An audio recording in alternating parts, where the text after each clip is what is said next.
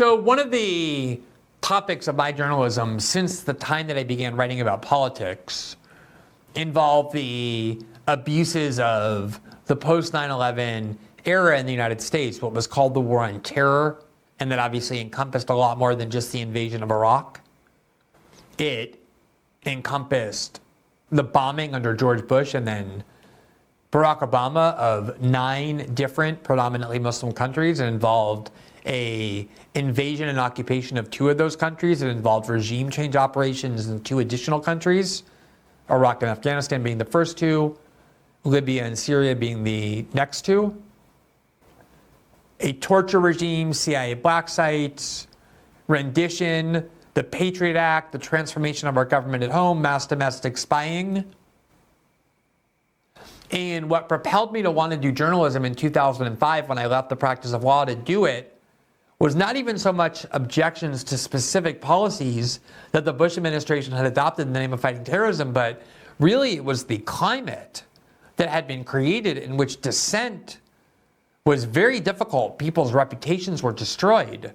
There were people right after 9/11 who announced that anybody opposed to the war on terror was, in the words of Andrew Sullivan, who later came to regret it, a 5th column operating in the United States, that to oppose or question the Bush administration meant that you were a traitor, that you were on the side of Al-Qaeda, that you were pro-terrorist. And what is happening now is the explicit attempt to resurrect that post 9/11 culture, even when it comes to rehabilitating the very people responsible for ushering it in. And one of the main purposes of doing that, well, there are 2 really. One is to, again, affirm the idea that as long as the government takes action and justifies it in the name of fighting the bad guys, the terrorists, back then Al-Qaeda, now Hamas, or soon to be Hezbollah perhaps, and the Iranians, then by definition it's justified. By definition it ought to be applauded, because after all, who could possibly oppose things done in the name of fighting the terrorists, unless you're pro-terrorist? So part of it is to justify everything the government does, and then part of it is to render off limits the ability to dissent, because anyone who questions what the Israeli government is doing, what the American government is doing, stands accused of being pro-Hamas. That has already happened. Or stands accused of being anti-Semitic. Just like a lot of left liberals in the United States try and shut down debate over things like affirmative action, or policing, or immigration, or gender ideology by unleashing accusations of bigotry. If you disagree with them, you're a white nationalist. If you disagree with them, you're racist. If you disagree with them, you're xenophobic. If you disagree with them, you're transphobic, on and on and on and on. A similar tactic is deployed when it comes to people who dissent from either the Israeli government's actions or U.S. support for it, which is to brand everybody who does anti-Semitic. The same exact tactic, just aimed at a different population and a different group of people from whom it emanates. Meanwhile, though, at the very same time that that's happening, one thing that is remarkable to witness are the number of Israeli citizens who either lost people, loved ones, because they were murdered by Hamas on last Saturday, or who had loved ones abducted. At the same time that there's an effort underway to stigmatize calls for restraint by the Israeli government as anti-Semitic or pro-Hamas, a lot of Israeli citizens are being outspoken in their view that what the Israelis are doing in Gaza is excessive and unjust and indefensible, and are instead calling for constraint. And that includes a lot of the family members of those who Hamas killed or who they had kidnapped. In part because the place that Hamas chose to strike, ironically, is a place where there are a lot of peace activists, a lot of people who have long argued that the Israeli government has treated the Palestinians unfairly. Some of the people they killed, some of the people they kidnapped, are people, Israelis, who have devoted their lives to trying to forge better relations between the Israelis and the Palestinians, and to argue that the Israeli government needs to treat the Palestinians better. And so their family members are saying, don't use the memory of our murdered loved one or our kidnapped loved one to justify what is being done in Gaza, because the people whose names you're invoking oppose this sort of indiscriminate use of military violence. So it's very hard to claim that calls for restraint on the part of the Israeli government or objections to what they're doing is pro-Hamas or anti-Semitic or a byproduct of hatred for Jews or Israel, when the Israeli relatives of those who were killed are themselves issuing those calls. Here is one of them who spoke to Channel 4 News in the UK on October 13th. Let's listen to what he says. She was hiding in her closet,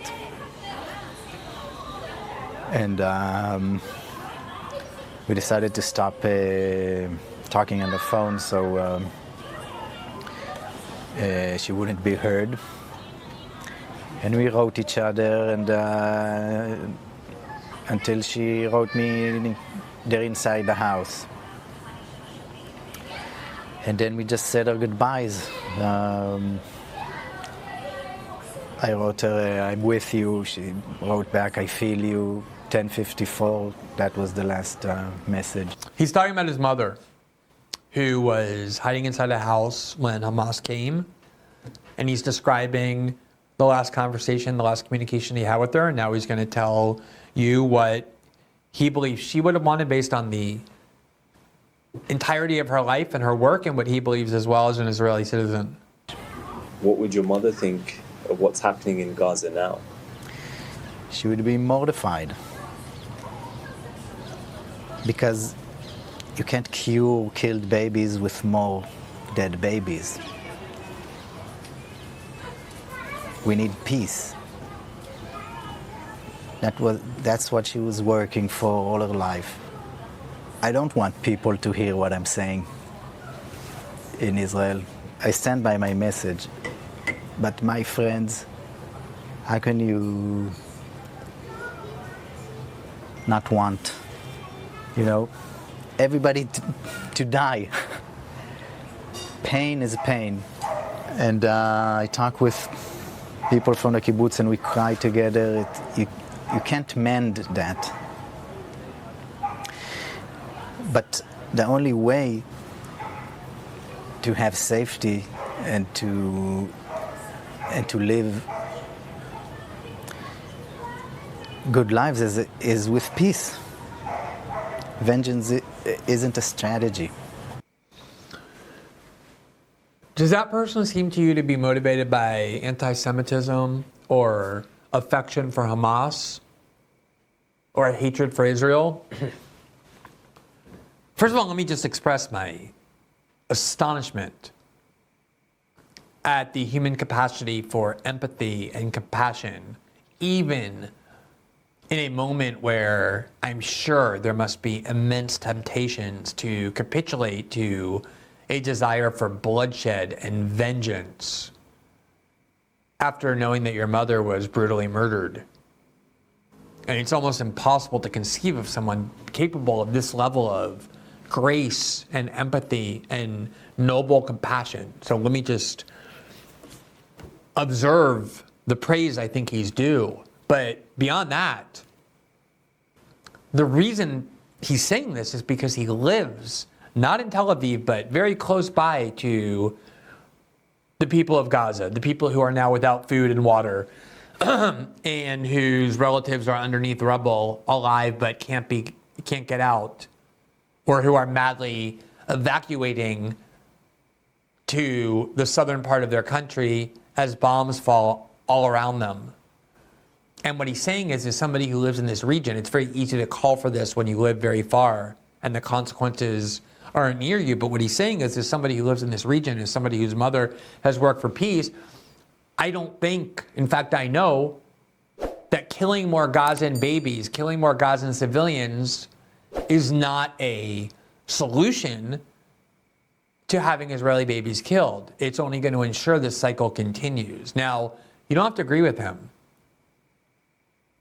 Obviously, you can think that he's wrong, but having heard that, is it really viable to claim that people who call for Israeli constraint or who object to the American enabling of this massive use of force against the defenseless population are doing so out of anti-Semitism or or some kind of affinity for Hamas, that of course is the same tactic as people who went 9/11 said if you question the Bush administration, you're pro-terrorist, or who now say if you question the war in Ukraine, it means you're pro-Kremlin. It's the same scummy, intellectually dishonest, manipulative tactic. And when you see the human beings who are doing it, I think it becomes very vivid. Let's listen to another person. There you see the title on the screen, Victim of Hamas Attack Speaks to the BBC. This is another Israeli who is saying similar things. Just watch.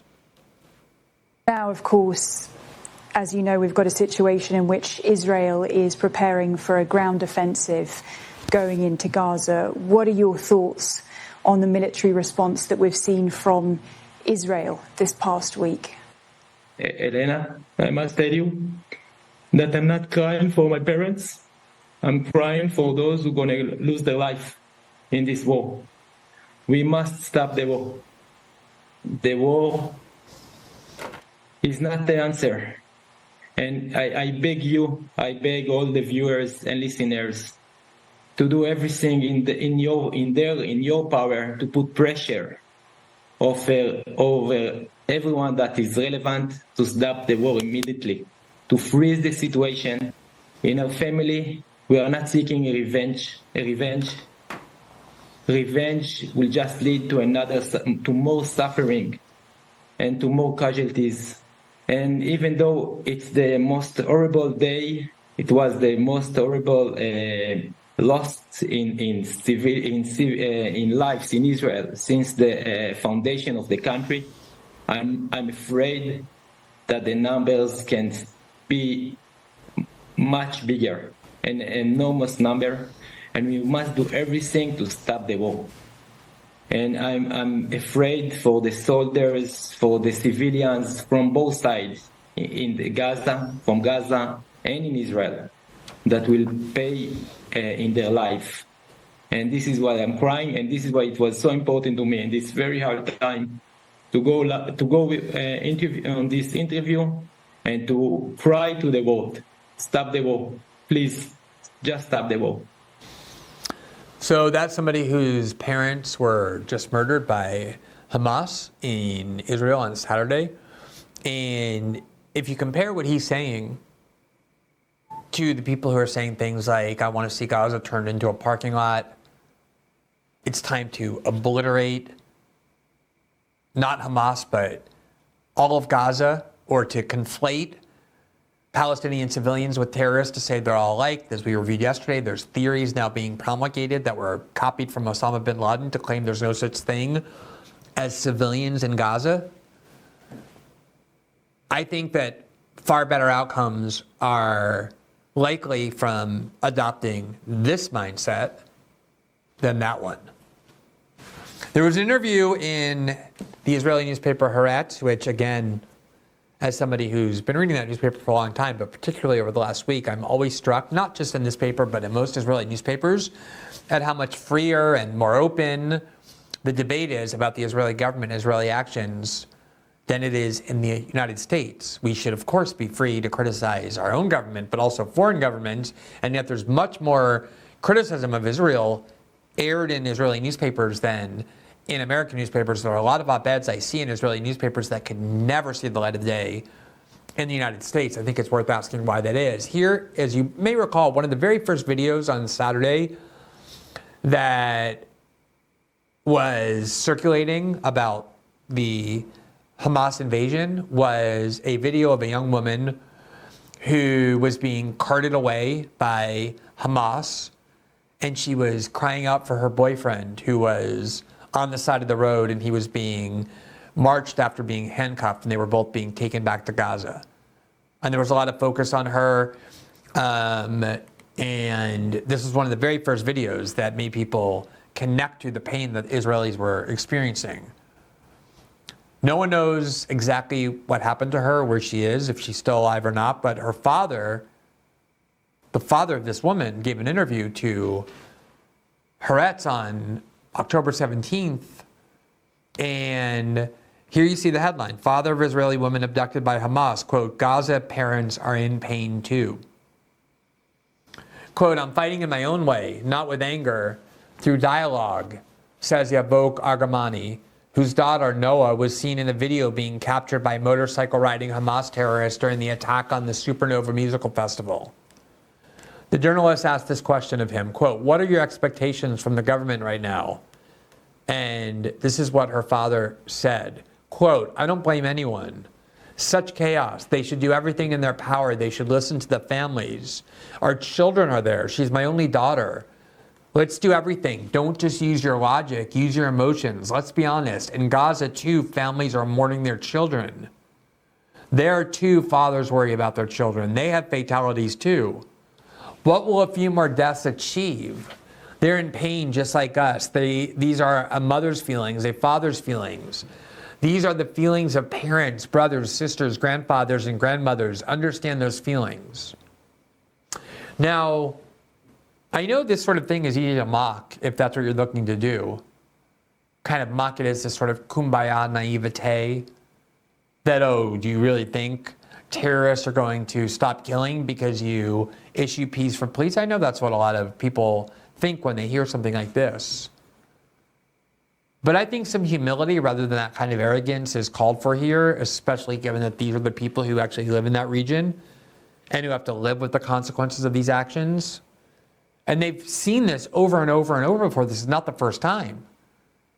How many times have we seen people from Gaza or the West Bank carry out violence against Israelis, and then the Israelis return it by tenfold or 50-fold or 100-fold? And whether it's morally justified or not in some sort of academic exercise where you sit in a philosophy class and ponder these abstract questions, the question that he cares about, and that I assume most people in this area care about, is what's actually going to end this violence. And he's trying to say that as gratifying as it might be to watch people's blood being spilled, and when you're looking for vengeance, it doesn't actually solve that problem that you think you're solving. So when you say, oh, well, it's time once and for all to end Hamas, do you know how long this sort of rationale has been offered? World War I was presented as the war to end all wars. Oh, we're going to go and we're going to put an end to this war, and that's going to be the last war anybody fights. No one needs to explain whether that was a valid form of reasoning. This idea that Israel is going to just bomb its way out of threats to its security by just killing enough people so that one day there's no one left to want to bring violence to the Israelis, that to me is the naive view, not the humanitarian being shown here. Thanks for watching this clip from System Update, our live show that airs every Monday through Friday at 7 p.m. Eastern, exclusively on Rumble. You can catch the full nightly shows live or view the backlog of episodes for free on our Rumble page. You can also find full episodes the morning after they air across all major podcasting platforms, including Spotify and Apple. All the information you need is linked below. We hope to see you there.